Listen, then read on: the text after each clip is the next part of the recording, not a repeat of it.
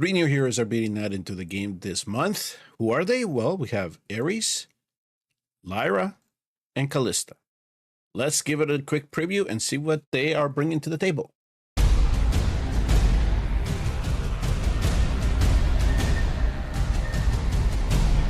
I'm going to start with Aeris here. He is going to have dual designation actually in the Watchers and the Esotericists. He's going to be a fighter. So essentially we are getting more Watcher heroes here in the game, and he's also going to be a magic damage dealer. So everything it looks like is all about this mighty thrust, and there's also a destiny decree. That is essentially what's going to bring his power, his damage into the game when he is introduced. Now he's telling here when he is deployed, he will immediately trigger this mighty thrust. So essentially he's just dealing AoE damage, and he can do that up to 5 enemies in his range, including airborne units. So this is a fighter that can hit air. He subsequently then triggers the mighty thrust every 5 basic attacks, dealing 200% damage. I'm going to try to put a little clip here of his animation he's attacking. You can kind of see this mighty thrust being activated every so often when his basic attack triggers here. When we're looking, so let's look at his basic, because you can see his range. It is only that one tile, the one column range, but it can extend out 3 tiles. So essentially he's going to be dealing AoE damage in that area, that right there. This might actually have some possibility in GBG and PvP. So this is a way to enhance the Watchers and the Esotericists. So he is dealing AoE damage there. So during the ultimate, so when we activate the ultimate, it will trigger Destiny's Decree one time every 4 seconds, dealing 100% AoE magic damage. So this is all fully skill. All the numbers that I'm giving you is fully skill. So what is Destiny's Decree? Essentially, it's going to lock into one enemy wherever he is. It doesn't say here exactly how he's going to pick him, but he is going to lock on somebody.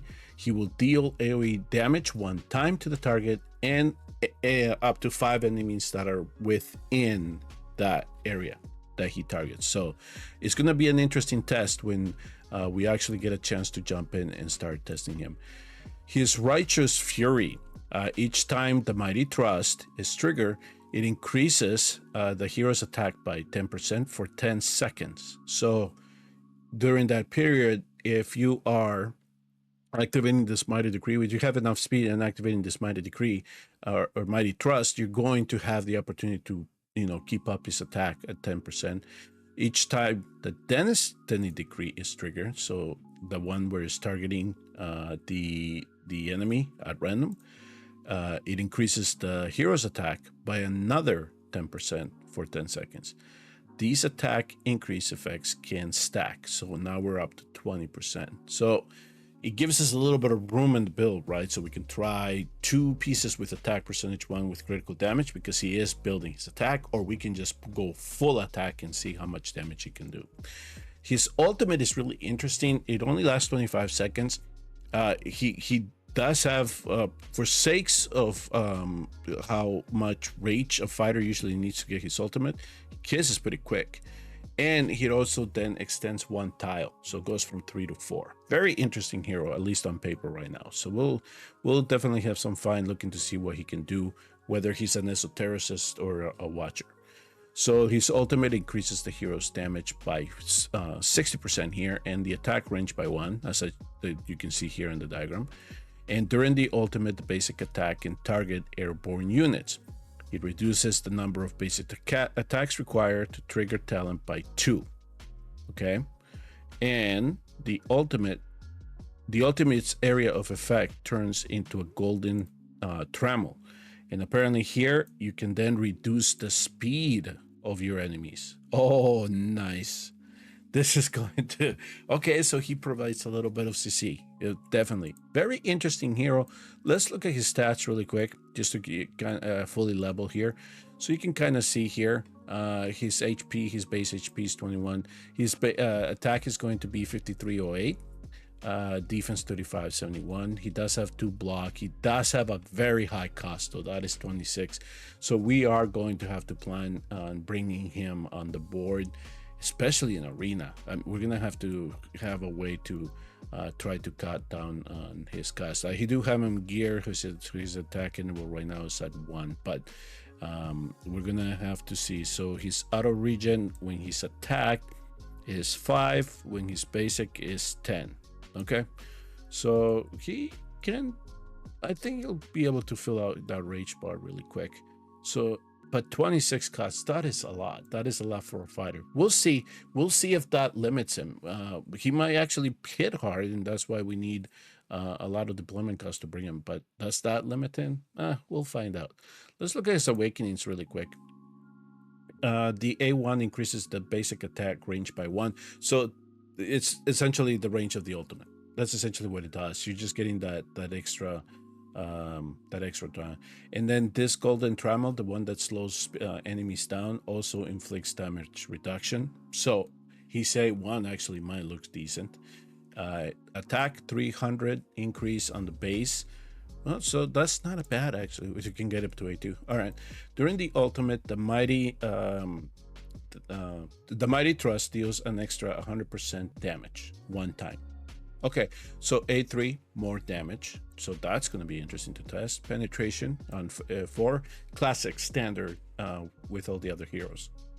And then if you get him all the way to A5, his mighty thrust and destiny degree ignore 20% of the target's magic resistance. So it's kind of on par to what we see other heroes do as well, especially Esoteria. That seems to be a favorite on the A5, or A3, ignoring magic resistance. So it's just another way to make sure that they deal a little bit more damage. So very interesting hero.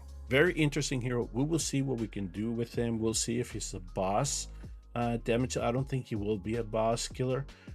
But he has a potential for PvP if I'm looking at his kit correctly, and wherever we need to bring him to do a lot of AoE damage and to target anybody on the battlefield.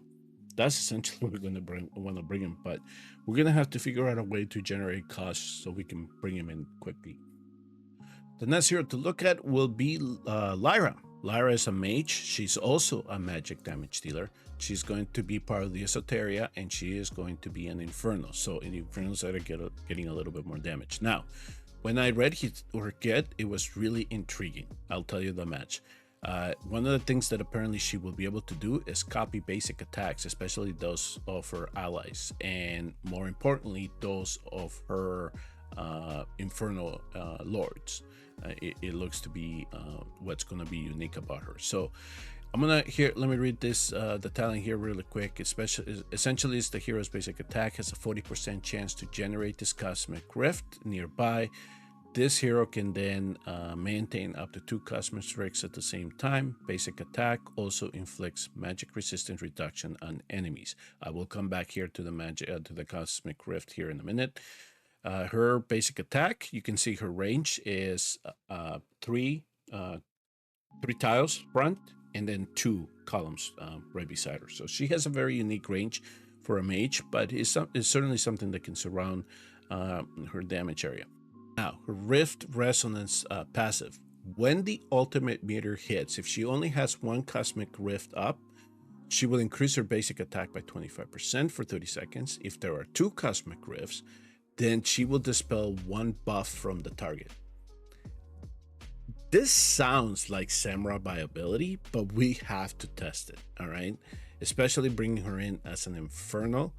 Or I do know that there is an Esotericist team that is kind of making it to the top 20 weekly. That'd be interesting to test as well, to see if she does indeed remove that buff from Samurai. But it just says 1 buff.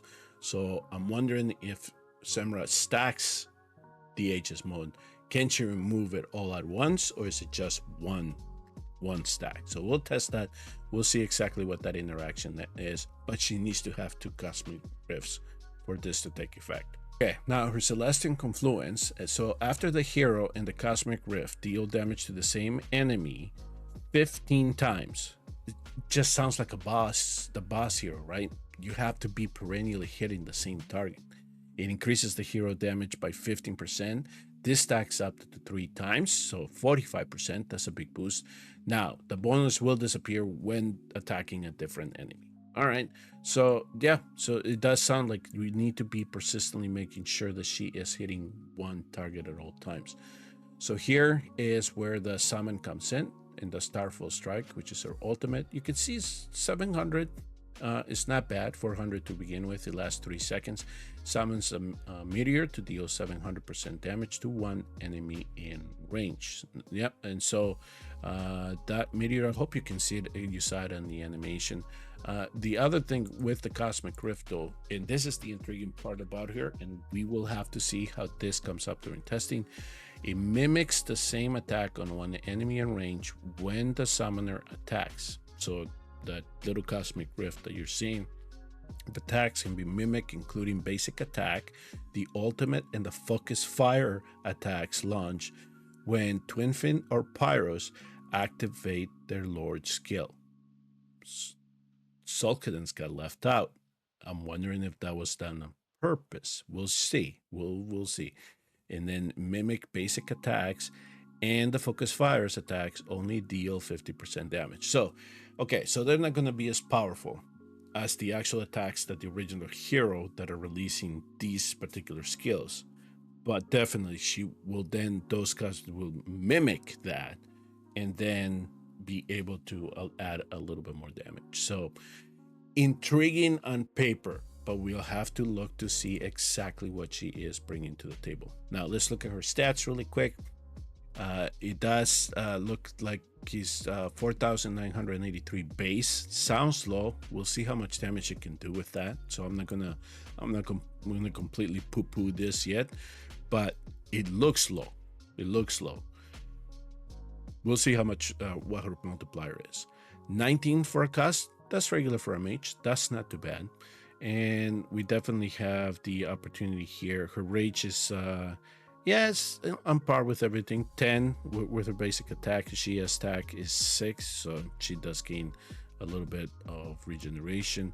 She does come in with 100 base speed, 150% critical damage, also standard, but the redeployment time is also 60. So yeah, so we'll have to test it. She does apparently, they're describing her as an ally buff, so yeah, okay. Extended beyond the attack norm. Yeah, there's that one extra tile there that's up here. So interesting.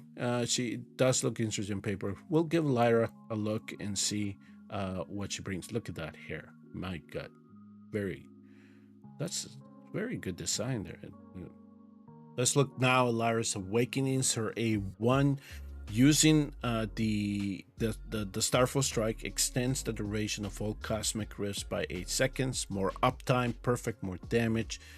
She gains attack, 300 attack with her A2. Her A3, when the Celestial Confluent reaches the full stacks, the damage dealt by the Cosmic Rifts mimic basic attacks increases to 100% of the hero's basic attack damage. Okay, so we go from 15 to 100. Perfect. We'll look to test that. She is getting more damage as you awaken her. Penetration 8% standard for many fighters. Her A5, the Starfall Strike ignores 70% of the magic resistance, but reduces the hero's rage region by 15%. 70%.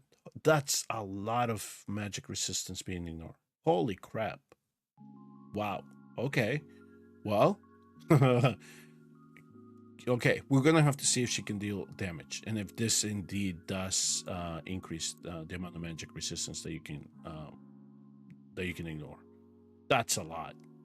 That's more than other heroes can do. 70% is a lot. So it'll be interesting. We'll see. We'll have to test it, see what she can do. The third hero that is joining us in the game this month is going to be Calista. Yeah, she's labeled as a multi-target attack damage dealer, and she's only a member of the Watcher. So we're essentially getting 2 heroes added to the Watchers, and they're both going to be fighters. So let's look at her skills. So her talent, she is dealing normal type damage, so That is, she counters all types. Each attack has a 15% chance to trigger a special attack that deals 250% damage to 2 targets in range and knocks them back. I wonder where she could be used for that. 2 targets in range and knocks them back. All right. I think they're challenging me to try this out. We'll look at her range here. The hero's attack deals 20% more damage to targets not blocked by this hero. Okay, so we need to provide her some backup, or at least some defenders. So if she can knock back people, how her basic better have 2 tiles. Okay, there is viability here, folks, for Gear Dungeon 2. All right, I see what they're doing. AoE damage, so it deals 120% AoE damage up to 5 enemies. This is the bottom lane of Gear Dungeon. That's exactly what this is going to be. All right, I'm intrigued. We got to try this out now. So we'll do that. Okay, let's look at her passive. Dawn Salvation. Each target knocked back increases the damage by 5%. Okay, all right. So that once we start, well, if we knock down back the Banshee, I don't think the Psychophants are going to be in range. So this might be more applicable to other areas, but we'll at least have another opportunity to get that Banshee out of the way. Okay, so it stacks up to 5 times, and then last 10 seconds. When at full stacks, it increases the chance of triggering talent by 5%, which is this. Each attack has a 15% chance to trigger a special attack that deals 250% damage. Okay, so with her passive, we can then get that talent, get some damage. I'm still intrigued by the knockback though. So it looks like we're gonna have to, if you don't have Edith, for example, you just want to put a tank in front of her. That's exactly, but we're gonna see how far, because we have that one tile that separates us. We'll see if we can, how far we can push the Banshee back. All right, so when the knockback is triggered by Dawn's Reckoning, it inflicts a mark on the target for 10 seconds. Okay, so while it's marked, each time the target moves 0.5 tiles on their own, they take 1 instance of damage equal to 70% of the hero's attack. This is going to have more applicability in other places. I wonder what's coming. So we got knockback, that then you mark the enemy, and if they move again, boom, they get damage. Interesting. All right. Again, this is we're gonna have to test this. Now, unfortunately, her ultimate is an auto, so we're gonna have to see if we can time this. But it's a short cooldown, 350. That's actually not bad if you we put all the skill crystals on it. All right, here we go. Deals 300% damage 2 times and knocks back up to 5 targets. It's like,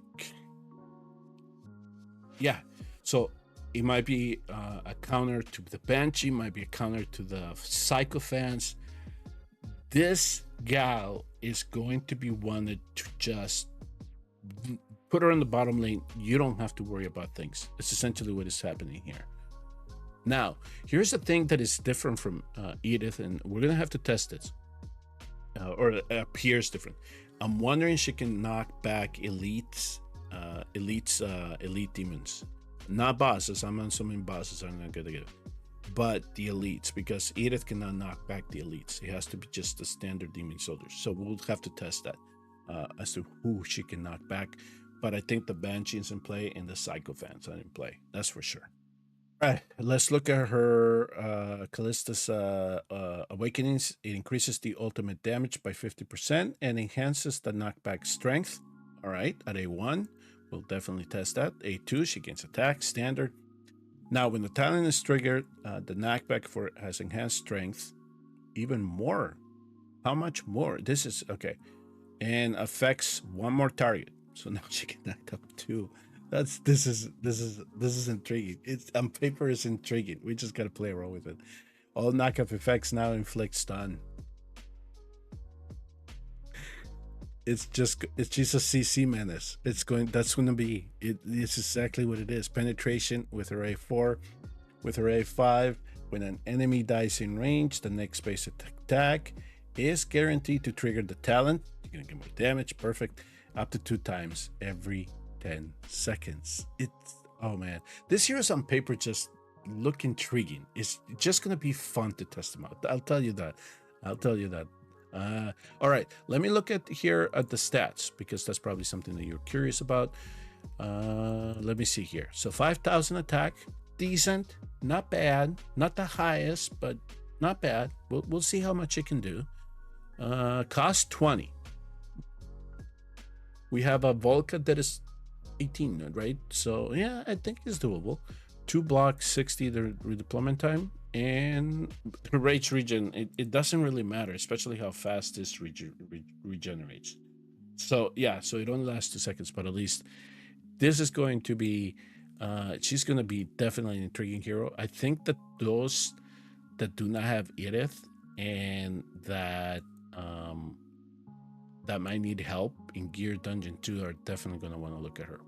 I'm going to test her out. I'm going to bring you